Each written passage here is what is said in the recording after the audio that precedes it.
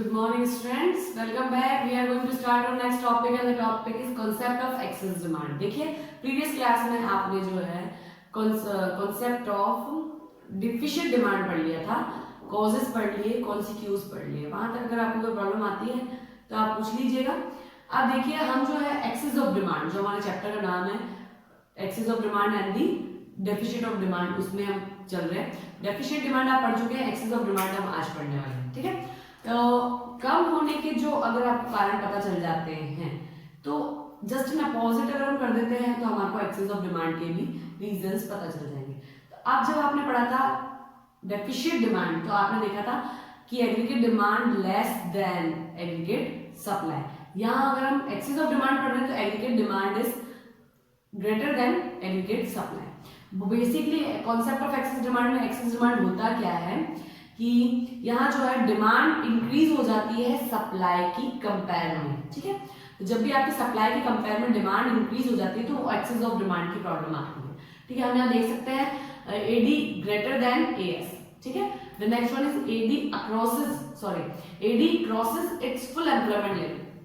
यहाँ जो होता है सीन क्या रहता है कि एडी जो है वो फुल एम्प्लॉयमेंट लेवल को पार कर जाता है. हम कह सकते हैं कि यहाँ पर जो है आपके सारे जो गुड्स और सर्विसेज है या फैक्टर ऑफ प्रोडक्शन है पूरे फुल्ली यूज हो रहे हैं और उससे भी ज्यादा जो है हमको रिक्वायरमेंट हो रही है. ठीक है, यानी फुल एम्प्लॉयमेंट से भी ज्यादा अभी आपको और प्रोडक्शन करने की रिक्वायरमेंट है. डिमांड जो है वो इतनी ज्यादा हो गई कि फुल एम्प्लॉयमेंट लेवल से ऊपर हो गई है. ठीक है, यानी वो पूरी तरीके से यूज कर रहे हैं, उसके बावजूद भी ऐसी नीड्स है जो आपकी इनकम्प्लीट रह जाती है. अभी भी आप वांट्स है आपके मन में कि हमको ये भी चाहिए, डिमांड अभी भी बनी हुई है. ठीक है, हम इसको एक डायग्राम से देखते हैं. हम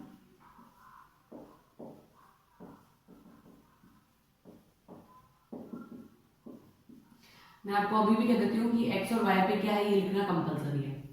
ये आपका वाई कर्व 45 डिग्री का होता है हमारा, जिसको आप इनकम कर्व भी जानते हैं और एएस भी जानते हैं. ठीक है, ये हमारा एडी है. ये हम कह सकते हैं कि ये वो एडी है जो फुल एम्प्लॉयमेंट लेवल वाला है.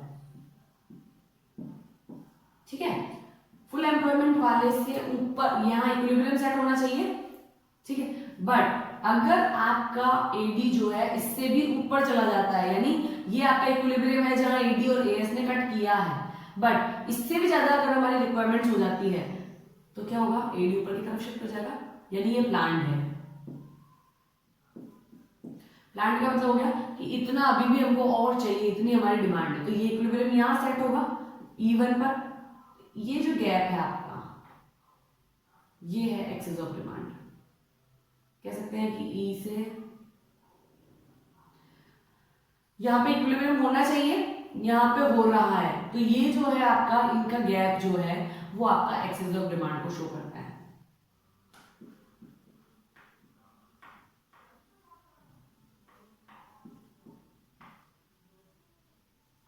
ठीक है स्टूडेंट्स, तो ये है आपका excess of demand. Excess of demand का मतलब होता है कि जो एग्रीगेट डिमांड जो फुल एम्प्लॉयमेंट पे होनी चाहिए, जो इक्विलिब्रियम एग्रीगेट डिमांड और एग्रीगेट सप्लाई का सेट हो जाना चाहिए, वो सेट नहीं होता और उससे भी ज्यादा हमारी डिमांड हो जाती है. हम प्लान कुछ और करते हैं और वो हमारे फुल एम्प्लॉयमेंट के ऊपर हो जाता है, तो जो भी हमारा ये गैप है वो हमारा एक्सेस ऑफ डिमांड होगा. ठीक है, अब यहाँ पे आता है कि भाई इनके कारण क्या है कि एक्सेस ऑफ डिमांड होती है कि फुल एम्प्लॉयमेंट हो गया, यानी आपके जितने भी लोग थे कंट्री में वो सारे काम पे लग चुके हैं, उसके बावजूद भी डिमांड अभी भी बनी है. तो ऐसा क्या हुआ है, कौन से ऐसे कारण है जिसकी वजह से एक्सेस ऑफ डिमांड आता है. तो कॉजेज ऑफ एक्सेस डिमांड में फर्स्टली हम देखते हैं कि प्राइवेट कंजप्शन इंक्रीज हो जाता है. क्या होता है कि लोग जो है वो कुछ ज्यादा ही कंजप्शन कर रहे हैं, कुछ ज्यादा ही, वो किसी भी तरीके से हो सकता है, वो कंज्यूम कर रहे हैं, गिफ्ट दे रहे हैं, या वो कंजप्शन भी किसी तरीका हो, बहुत सारी चीजें होती है, उनमें से किसी भी चीज का कंजप्शन हो सकता है. तो प्राइवेट कंजप्शन अगर इंक्रीज हो गया है तो डिमांड जो है वो इंक्रीज होगी, और एग्रीगेट डिमांड के इंक्रीज होने से एक्सेस ऑफ डिमांड की प्रॉब्लम जो है आपके सामने आती है.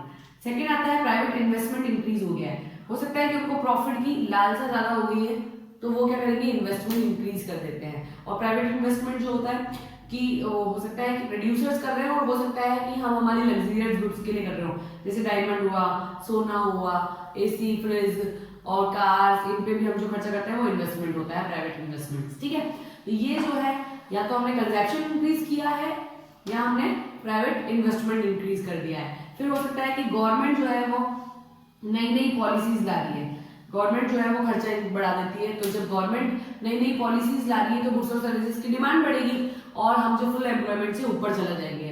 तो इस सिचुएशन में भी आपकी जो है एक्सेस ऑफ डिमांड की प्रॉब्लम आ सकती है।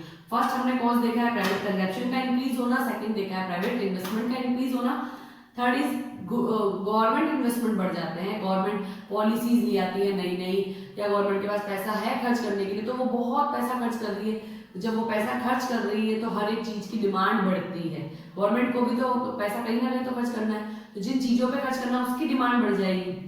तो डिमांड बढ़ने से ही एक्सेस ऑफ डिमांड की प्रॉब्लम आती है। फिर हम कहते हैं कि एक्सपोर्ट्स हमारे इंक्रीज हो गए, हमका जो है बाहर से हमारी चीजों की डिमांड बढ़ गई है तो हमको एक्सपोर्ट्स बनाने पड़ेंगे।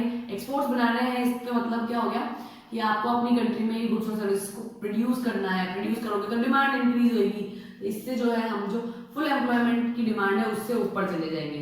तो जब ये प्रॉब्लम आएगी तो आपके एक्सपोर्ट्स इंक्रीज होंगे, ठीक है। फिर इंपोर्ट्स का कम होना, यानी हम बाहर से कुछ नहीं मंगा रहे, देश में ही बहुत सारी चीजें मंगा रहे हैं, तो सब लोगों को रोजगार मिल जाएगा और हो सकता है कि उससे भी ज्यादा हमारी डिमांड होने लग जाए, क्योंकि स्वदेशी की जो क्वालिटी होगी वो बेटर होगी, पैसा घर का घर में रहेगा, तो इससे जो है वो डिमांड इंक्रीज होगी। बाहर पैसा जाता है तो हमारे पास पैसा बचता नहीं है और हम किसी गुड्स और सर्विसेज को खर्च करने के लिए पैसा मिलता ही नहीं है, ठीक है, तो हम डिमांड ही नहीं करते। अब यहाँ पर देश का पैसा देश में ही है तो हमारी जो है डिमांड इंक्रीजेज हो जाती है, ठीक है।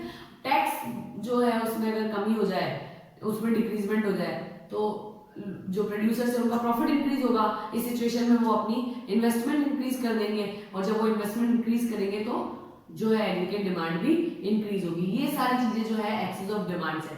देखिए ये इतना शॉर्ट में इसलिए खत्म हो गया क्योंकि आपने जो है डेफिशिएट डिमांड ढंग से पढ़ा है। तो डेफिशिएट डिमांड अगर आपने पढ़ा है कि कमी किस कारण से होती है तो आपको अच्छे से इसके अपोजिट्स करना आ जाएंगे और अपोजिट करने से ही आपको एक्सेस ऑफ डिमांड भी समझ में आना है। कॉजेज अगर आप देखते हैं तो दोनों ही सिमिलर है, बस अपोजिट है। यहाँ ये सारी चीजें कम होती है, ये चेंज हो जाएगी, ये चेंज हो जाएगी, ये चेंज है, बट यहाँ पर जो है ये इंक्रीज हो रही है, जो यहाँ इंक्रीज होती है वो वहां पे डिक्रीज हो जाएगी, जो वहां डिक्रीज होती है वो यहाँ आके इंक्रीज हो जाएगी, ठीक है। और वहां पर जो है वो प्लान से नीचे रहती है एग्रीगेट डिमांड, यहाँ जो है फुल एम्प्लॉयमेंट से नीचे रहती है प्लान वाली, यहाँ पर जो है अगर आप देखेंगे तो फुल एम्प्लॉयमेंट के ऊपर चली गई है प्लान एडी, ठीक है। इक्विलिब्रियम कहाँ होगा, एडीएस के बराबर होने से ही होगा, बट यहाँ पर जो है सिचुएशन उसकी अपोजिट होती है, ठीक है स्टूडेंट्स। अगर आपको प्रॉब्लम आती है तो आप पूछ लीजिएगा। Okay students, thank you.